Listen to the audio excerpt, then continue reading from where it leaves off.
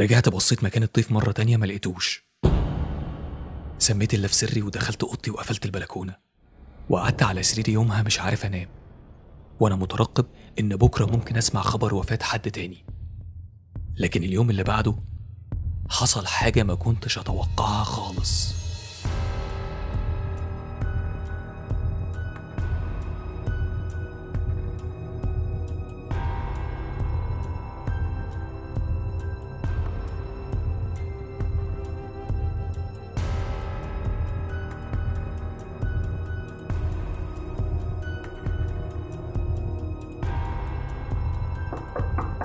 صحيت على تخبيط باب الشقة.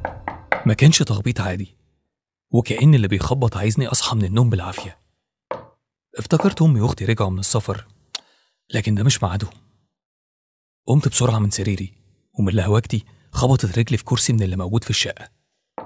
اتألمت، وهنا لقيت اللي كان بيخبط على الباب بطل تخبيط، وكأنه سمعني وأنا بتوجع. رحت للباب وناديت من ورا الباب: مين؟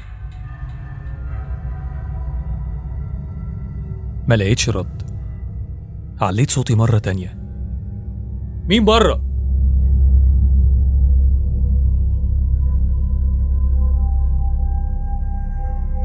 بصيت من عين الباب السحرية، ما لقيتش حد. بصيت على طول على الساعة الموجودة على الحيطة، لقيتها 6 وشوية الصبح. قلت يمكن ده عامل النظافة وكان بيخبط علشان ياخد الزبالة. جمعت الشنط اللي عايز ارميها وفتحت الباب اسيب الشنط قدامه عشان العامل يشيلها لما يرجع. لكن لقيت حاجة غريبة، لقيت علبة حلويات متسابة قدام الباب. سبت شنط الزبالة من ايدي وبصيت على السلم على حد طالع او نازل، لكن ما لقيتش حد وما سمعتش صوت. سبت الباب مفتوح وجريت بسرعة على البلكونة اشوف لو حد ماشي في الشارع يكون هو اللي ساب العلبة قدام الباب، لكن برضه ما لقيتش حد. رجعت تاني لباب الشقة علشان اشوف علبة الحلويات.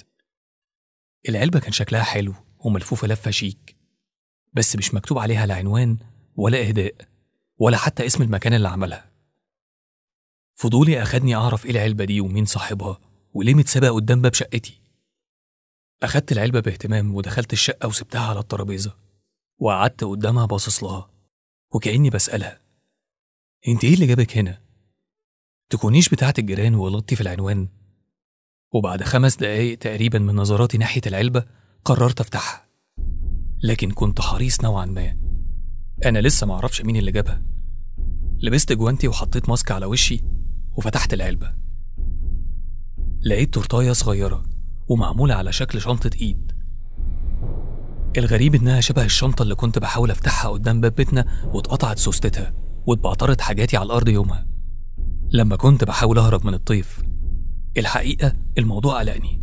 دخلت المطبخ وجبت سكينة وقررت اقسم التورتاية نصين علشان اتأكد انها تورتة مش اشتغالة ولا لعبة.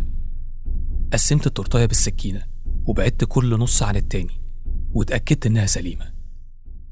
وما بين تفكير ادوق ولا ما دقش، ما دقتش. انا لسه معرفش هي جت ازاي ولا مين كلف خاطره وجابها. وموضوع ان التورتاية تكون شبه شنطة ايدي اللي اتقطعت ده قلقني اكتر. سبتها زي ما هي في علبتها وحطيتها في التلاجة وحاولت انسى الموقف كله. بصيت على الساعة لقيتها قربت على 7. وضبط حالي علشان انزل شغلي، وفي الطريق دايما بعدي على البيت الموجود اول الشارع، بيت عم ايوب.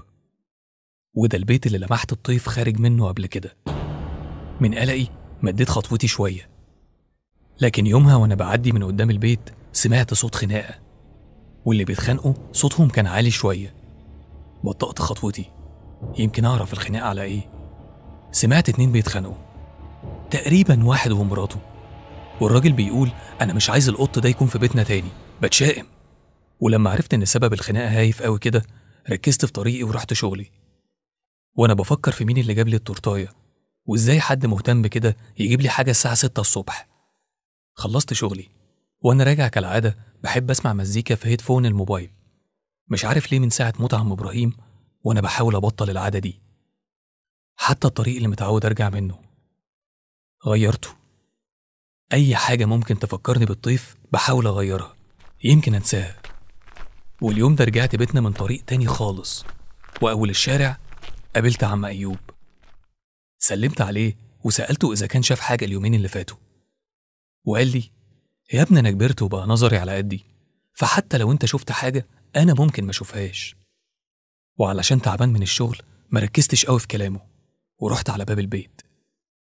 بصيت يميني وشمالي وفتحت الباب وطلعت على طول على بيتنا.